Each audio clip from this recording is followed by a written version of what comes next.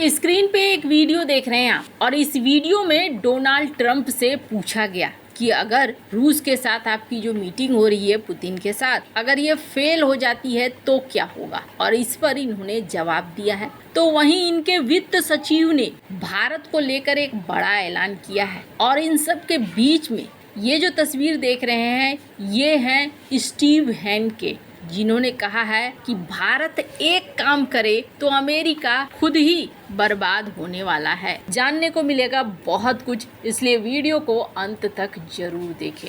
पहली बात करें कि रूस यूक्रेन युद्ध में आगे क्या चल रहा है, तो यहाँ रूस के तरफ से भी और यूक्रेन की तरफ से भी हमले रुके नहीं है, यानी कि सीज फायर तक बातचीत नहीं पहुंची है। अब ज्यादा वक्त नहीं बचा है, 24 घंटे के बाद पुतिन और ट्रंप के बीच में मुलाकात होनी है और इस मुलाकात के बाद ये निर्णय होना है कि क्या होगा आगे। लेकिन यहाँ पहले से ही कुछ भविष्य दिखना शुरू हो चुका है, जैसे कि यूक्रेन ने यूरोपीय यूनियन के साथ बातचीत करी, नाटो के साथ बातचीत करी है और इस बातचीत के बाद यूक्रेन की तरफ से एक बड़ा बयान आया है, खास करके जेलेंस्की के तरफ से। जेलेंस्की ने ट्रंप के सुझाव को मानने से इनकार किया है। अब ट्रंप का सुझाव क्या था? ट्रंप का सुझाव है कि पुतिन सीज फायर कर ले और जमीन के बदले शांति दे दे। कहने का अर्थ ये है कि जो भी इलाका कब्जाया गया है, क्रीमिया, डोनेट्स्क, इन सब को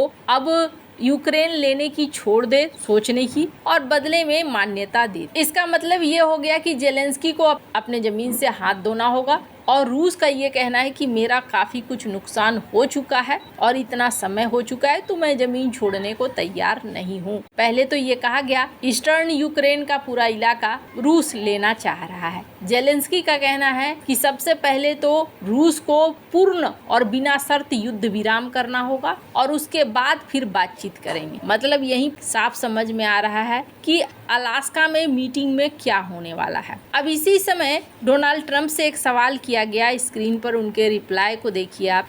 Yes, they will.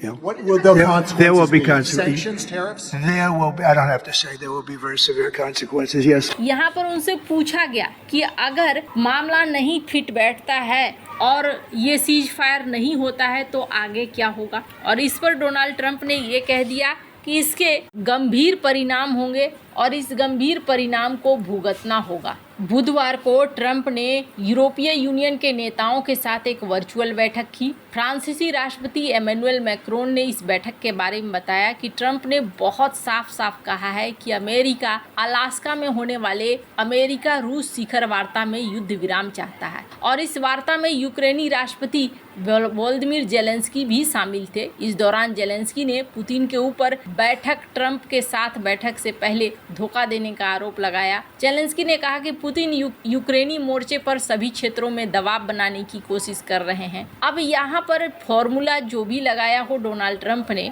लेकिन उनका इरादा ये है कि हर हाल में युद्ध विराम हो जाए। जेलेंस्की ने यहाँ साफ कर दिया है कि जेलेंस्की के तरफ से ये युद्ध विराम वाली सीन नहीं होगी। लेकिन अब सवाल ये है, अब ये वार्ता अगर सफल नहीं होती है तो फिर क्या होगा? ये वार्ता अगर सफल नहीं होती है तो यहाँ पर बेसेंट ने एक बड़ी बात कही है। इन्होंने कहा है कि भारत के ऊपर टैरिफ को और ज्यादा बढ़ाया जाएगा। अब भारत के ऊपर कितना टैरिफ हो सकता है? वैसे तो कहने को कहा जा रहा है कि ये टैरिफ हो सकता है 100% हो या हो सकता है 200% तक हो। लेकिन इनके वित्त सचिव ने एक और बड़ी बात कही है। इन्होंने कहा है कि हमने तो यूरोपीय यूनियन से भी कहा, यूरोपीय देशों से भी कहा कि आप भारत के ऊपर भी प्रतिबंध लगा दो और जो भी तेल खरीद रहे हैं उनके ऊपर प्रतिबंध लगा दो। अब ये भारत के ऊपर लगाएंगे टैरिफ वाले खेल, लेकिन चाइना के ऊपर ये नहीं लगा सकते हैं। इस बात को इन्होंने पहले भी साफ किया है कि चाइना का मामला कॉम्प्लिकेटेड है। अब दो बातें हैं।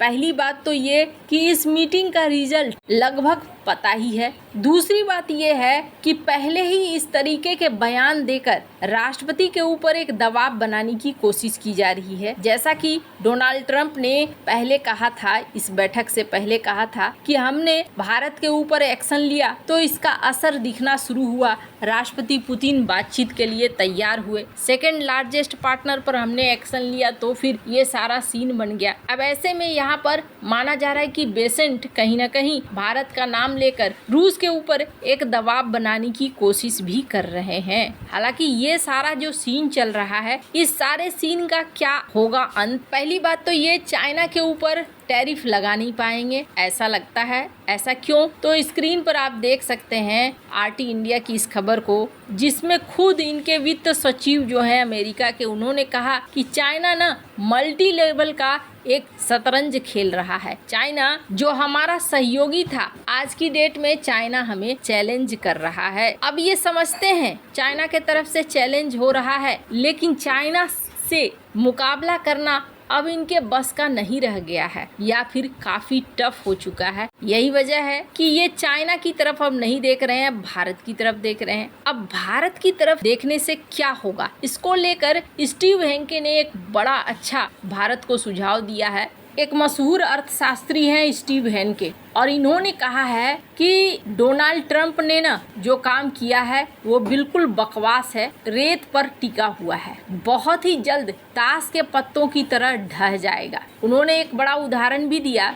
उन्होंने कहा कि नेपोलियन ने एक बात कही थी, और नेपोलियन ने कहा था कि अगर दुश्मन नष्ट करने में लगा हुआ है तो उसमें हस्तक्षेप मत करो, नष्ट होने दो। ऐसे में भारत को क्या करना है? भारत को धीरज रखना है, शांति से रहना है और इंतजार करना है। डोनाल्ड ट्रंप का ये पूरा मामला ताश के पत्ते की तरह ढह जाएगा। हालांकि आपको बता दूं, इतिहास में एक बड़ा उदाहरण भी है। 1965 में जब भारत पूरी तरीके से खाद्यान्न पर आत्मनिर्भर नहीं था, तब भी अमेरिका ने इसी तरीके के प्रतिबंध खाद्यान्न पर लगाने की कोशिश करी थी, और जिसके बाद लाल बहादुर शास्त्री ने जय जवान जय किसान कह के हरित क्रांति को बढ़ावा दे दिया था। और फिर भारत में एक बड़ा बदलाव आया कि आज भारत दुनिया को भी खाना खिला रहा है। भारत को इंतजार करना होगा, और ये बात बिल्कुल सही भी है। अमेरिका में इसका असर दिखना शुरू भी हो चुका है। इनके वित्त सचिव से अब कई जगहों पर सीधे सवाल किए जाते हैं कि आपने जो टैरिफ लगाया है इसको पेमेंट कौन कर रहा है, तो ये गोल मटोल जवाब देते हैं।